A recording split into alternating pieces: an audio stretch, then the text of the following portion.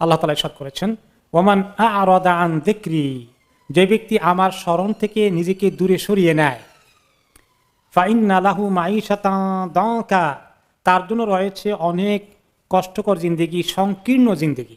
এই সংকীর্ণ জিন্দেগির অর্থ কি? দুনিয়ার মধ্যে তার জীবনে প্রশান্তি আসবে না কখনো। তার জীবনে তার এই সিনার মধ্যে একটা প্রশস্তি আসা, তার এই মানসিক দূরত্ব, মানসিক কষ্ট থেকে সে রেহাই পাবে না। তাকে বিভিন্ন টেনশনে রেখে দেওয়া হবে, তাকে বিভিন্ন চিন্তা ভাবনা তাকে কুরে কুরে খাবে। যে ব্যক্তি আমার স্মরণ থেকে দূরে থাকে, অর্থাৎ আমাকে ডাকে না, নামাজ পড়ে না, কোরআন হাদিসের নিয়ম অনুযায়ী জীবন চালায় না, হালাল হারাম বাছ বিচার করে না, শরীয়তের সব বিষয়কে লঙ্ঘন করে, পর্দা পুশিদা মানে না, গুনাহ কবিরায় লিপ্ত থাকে ইত্যাদি যা আছে সব, এই সমস্ত কাজগুলো যে ব্যক্তি করে সেই ব্যক্তি শান্তিময় কোনো জিন্দেগি পাবে না।